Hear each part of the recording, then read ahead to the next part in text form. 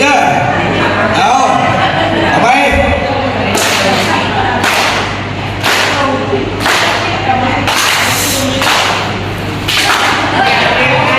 เบิ่งดีๆเด้อเบิ่งดีๆเด้อ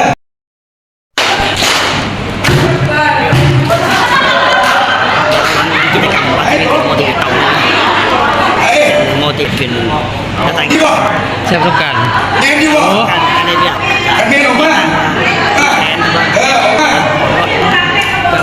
จะมาของคนหนึ่งบอกเขาก็ได้สิเดี๋ยวอีกแค่2 คนเอา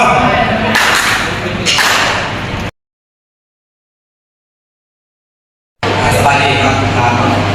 ข้าพเจ้าเองหนังสือที่เกี่ยวกับสุเทพแต่ออกสมัยวันสบายดีครับตรงนี้เกี่ยวกับข้าพเจ้าขอให้หนังสือว่าสุเทพแต่ออกสมัยวัน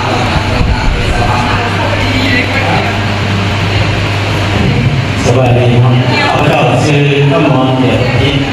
มาจากบ้านละกางเมืองเป็นแก่สารวัตรเราต้องมาส่งเป็นภาษา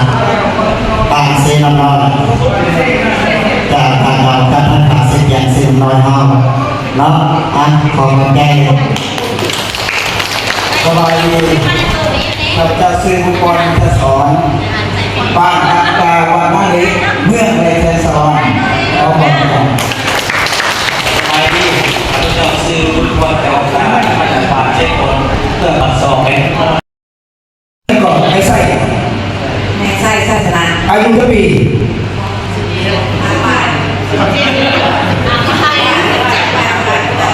อายุเท่าปี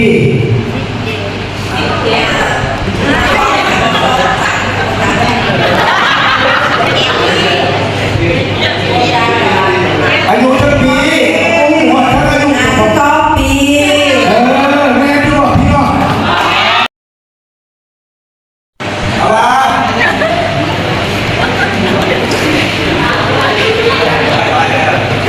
ค่อยอีกเดียวเด้ออีกเดียวเมียหนีเนี่ยอยู่กับเมียเมียหนี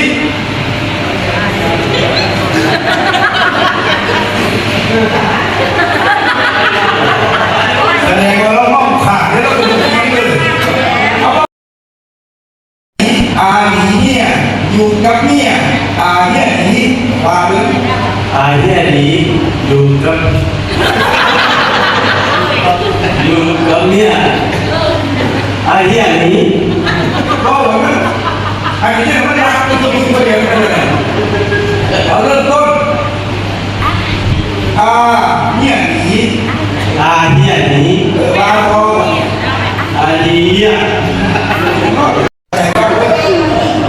ถ้าคนบอกให้สิลงไม่ต้องมันจบอยู่กันจบว่าเนี่ยหนีเนี่ยอยู่กับเมียเนี่ยหนีเนี่ยหนีอยู่กับเมียเนี่ยหนีเอาไปมันชัดเนี่ยหนีเนี่ยกับเมียเนี่ยหนี เดียหนีเดียอยู่กับเมียเดียหนีอันนี้ก็อยู่เนี่ยที่ลงได้เลย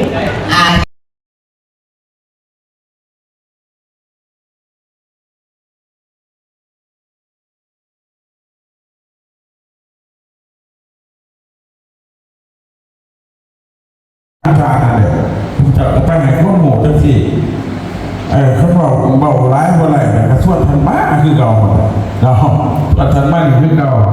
แล้วลงพื้นที่จะระบาดเราถ้าได้ซื้อเลยขายเลยเนี่ยขน่อยจ้างเงินมาเป็นปืนดีใจเลย ข่าวในฐานะครับบริหารของบริษัทพัสโกซึ่งท่านบริษัทพัสโกได้นำเงินข่าวจากขอขอบใจทางบริษัทพัสโกเป็นเนาะ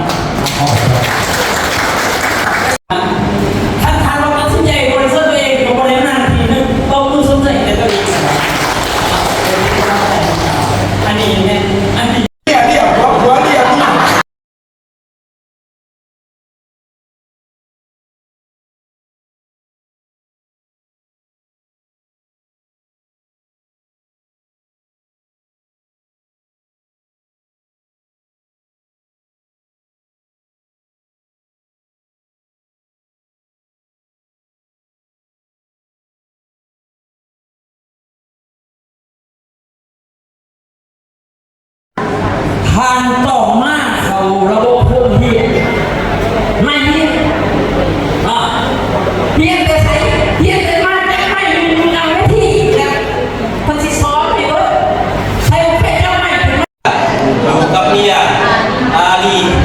กับเมีย มันเป็นอะไรเนี่ยอันนี้เนี่ย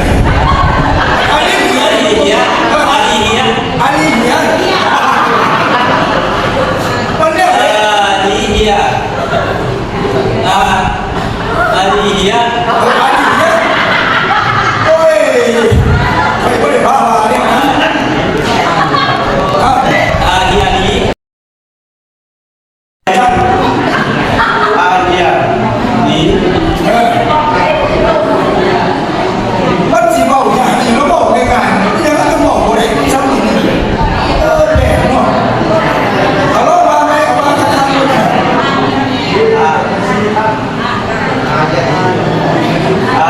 อาลีเฮีย เดี๋ยวมันเป็น อาเฮียนีอาลี มันกินน้ำเผือกกินน้ำแกงกินน้ำฟัน กินมันติดเหงือกกินเผือกติดฟัน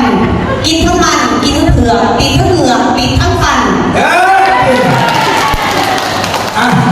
เนี่ยหนีมันบา อาง เฮียหนีอาลีเฮียอยู่กับเมียอาเฮียหลี นั่นเองต้องไปยังไงเราไปยุ่งกับอะไรวะเฮ้ยตายเนี่ยเด้อ ก็แล้ว นะครับเป็นคอนเกินกับคอนบีทีซีคอนที่สองครับเป็นคอนเอ็นทีพีนะครับเอลทีพีนะครับซึ่งเป็นคอนสอนเกี่ยวกับเรื่องการเฮ็ดธุรกิจแบบไหนดีเฮ็ดธุรกิจจังไหนอย่างอื่นเฮ็ดธุรกิจจังไหนทันจังสิมีความประสบความสำเร็จนั่นคือมีสอนที่สองอย่างครับอย่างหนึ่งคือสอนในทางเราเองเรียนรู้ศึกษาเรียนรู้ต่างๆเกี่ยวกับว่าชิ้นไต่สายการเงินนี่แหละเพราะว่าแต่ละคนเพิ่นก็สิมีลูกทีมเขาเพิ่นให้เพิ่นบอกให้ฟังว่าหลังจากจบคอร์สนี้ไปแล้วเพิ่นสิพาเฮาย่างแบบจังไหนเดินจังไหนแล้วเพิ่นสิพาพี่น้องเขามาเรียนรู้แบบจังไหนถ้าพี่น้องสนใจอยากเรียนรู้เนาะเดี๋ยวมาฟังเพิ่นสักวันเดี๋ยวเพิ่นบอกแต่ละคน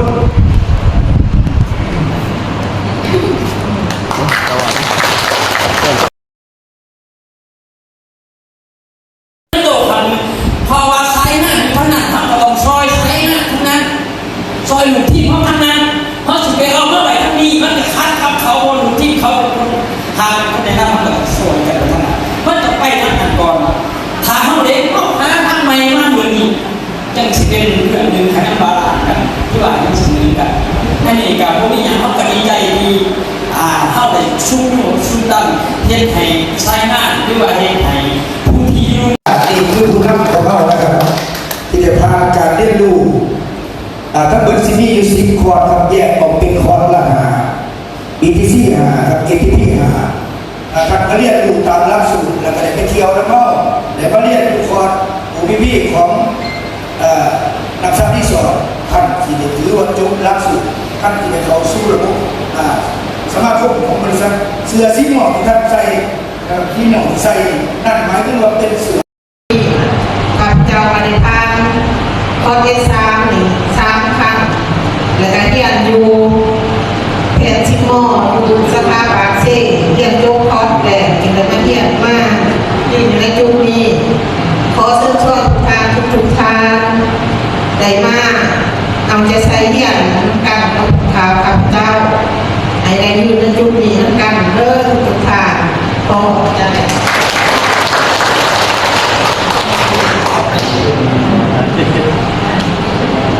สบายดีของพวกรัสโกนเป็นวันเย็นขนาดเป็นหน้างานของกรรมการตัวขายเพื่อทำให้ทำยิ่งกว่าข้าพเจ้าชุนให้ผู้ข่าวว่าเกิดอยู่ท่านวัด38เมื่อปักโซแต่บันยูคือวันที่10เนี่ยไม่ได้บอกหลายคนกลัวประเทศที่ว่าเขาไปเจอข้าพเจ้าแต่เรื่องแท้ๆมันเป็นคนทำแท้งสารพัดกันแต่ว่าย่าหลายบ่ช่วยบอกจะท่านข้าพเจ้าได้ขอมาอยู่ที่นี่ก็ได้ทำการเสือซื่อกันเนี่ยจากท่านที่สวรรค์เนาะ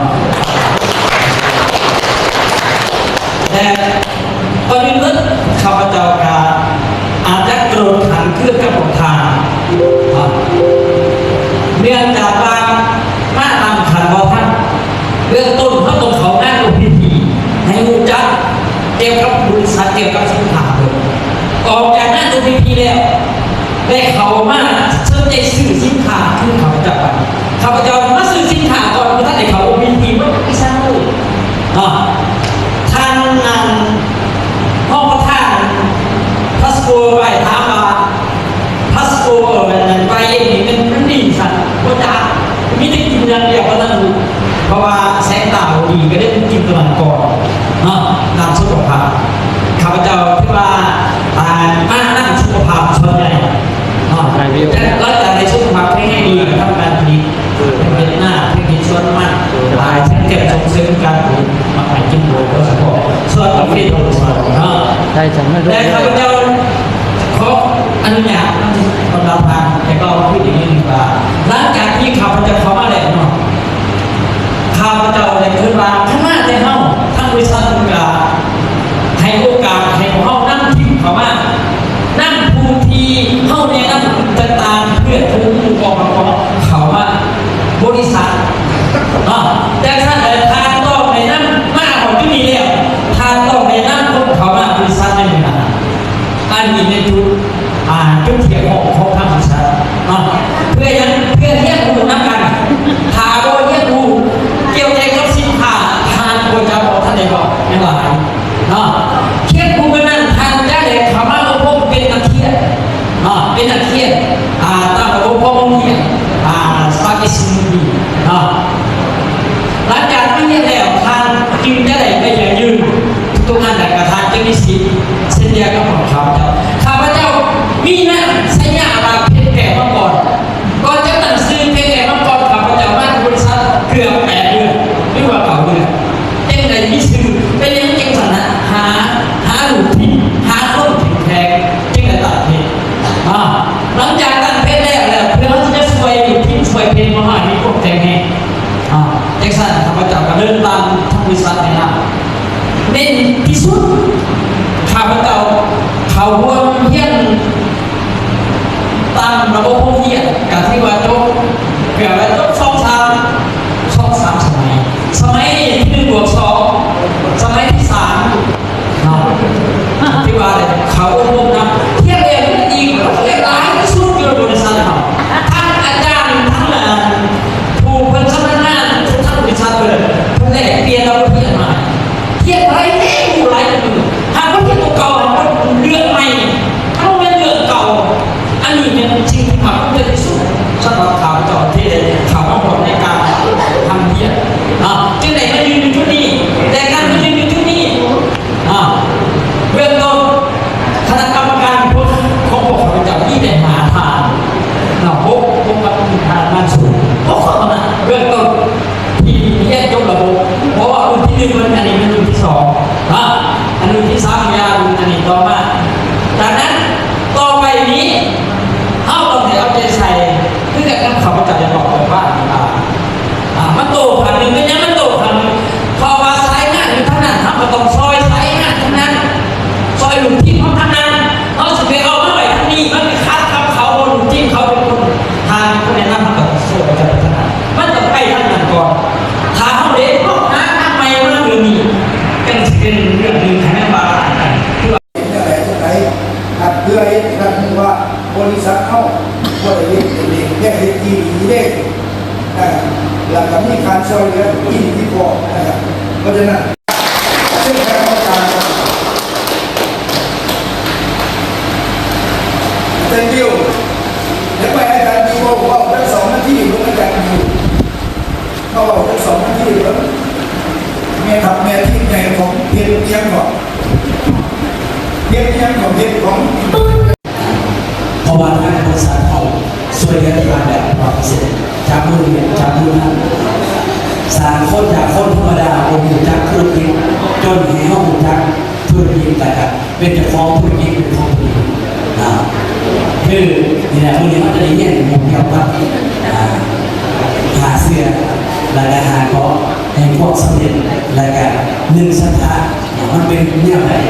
มันเป็นเสน่ห์เนี่ยไหนวันนี้เขาจะได้เห็น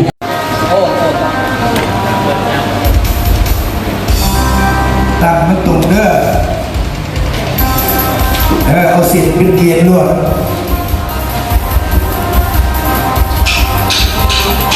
ตรง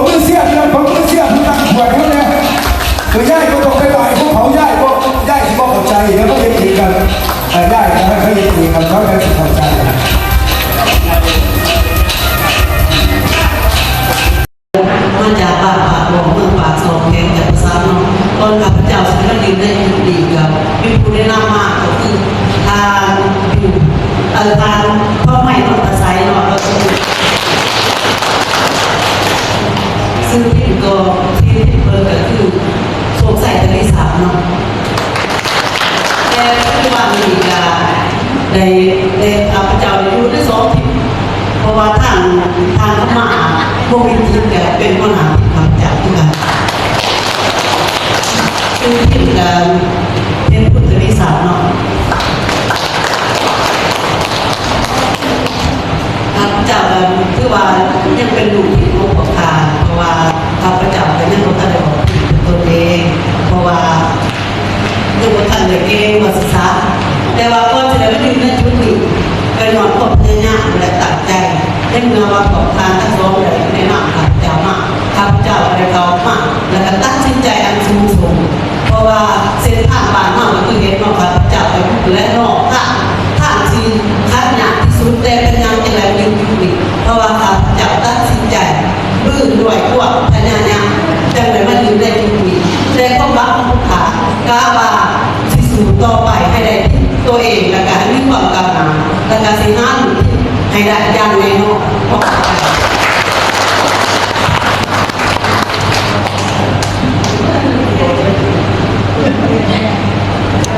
สบายข้าพเจ้าซื้อโบเดียนข้าวดีมาจากบ้านของเป็นลุงกันมาแต่งแกงเส้นโกข้าพเจ้ามาอยู่ในบุญมีกับบ้านนั่งแกบุญมีเกี่ยวสว่าง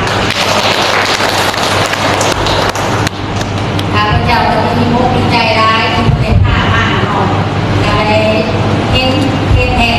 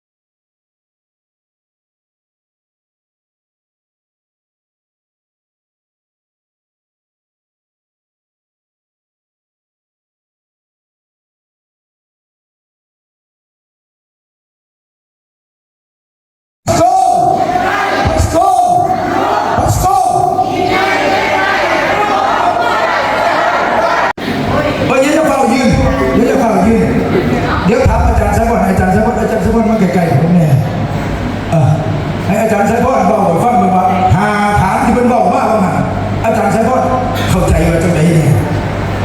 เดี๋ยวผม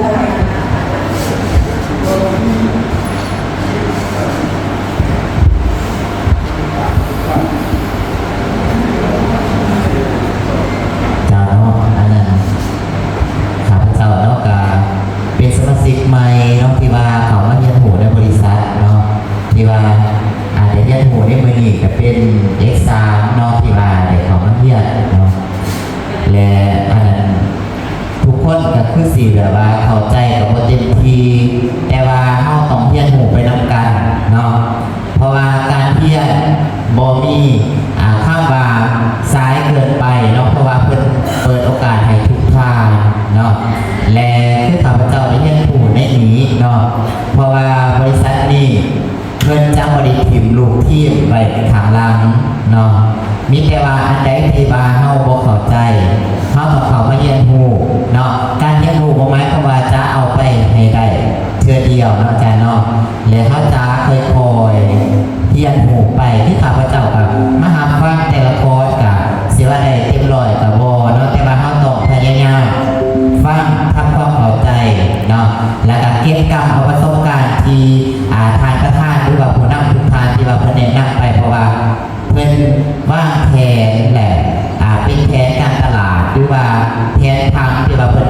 เตรียมไว้ให้เรียบร้อยแล้วเนาะอาจารย์เนาะและเฮาต้องเดินตามทางของเพิ่นเท่านั้นเนาะถ้าว่าเฮาอยากประสบผลสำเร็จคือบรรดาทาน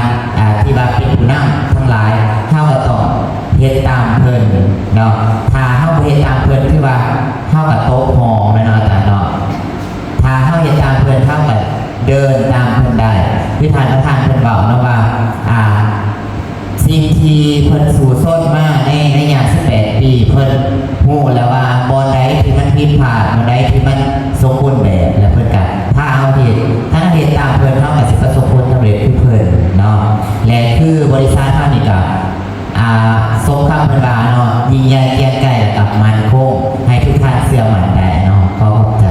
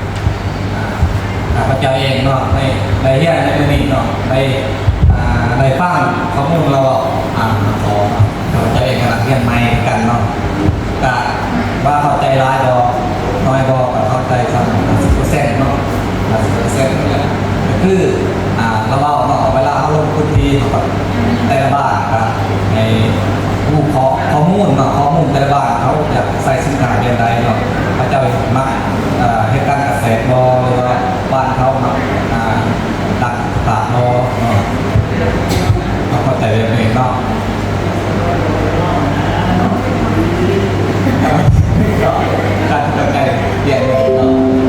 เอาเข้าใจซ้ำนี้บ่โอ้เข้าใจซ้ำนี้เนาะขนาดเข้าใจซ้ำนี้ได้เงินเป็นหมื่นเนาะโอ้ลูกค้าของเราคือคณะกรรมการเก็บขวดเข้าไป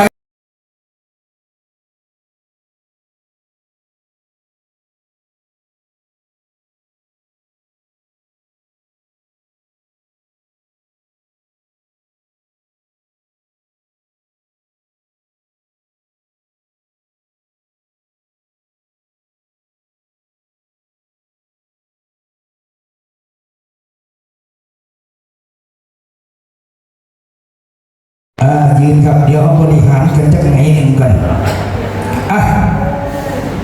จับแขนกันเป็นวงกลมเหมือนเดิมเอาโทรศัพท์ออกไปไว้เด้อจับแขนกันเป็นวงกลมเลยครับจับแขนกันเป็นวงกลมมาเดี๋ยวจะสิท่านที่กินข้าวแซ่บนอนรับ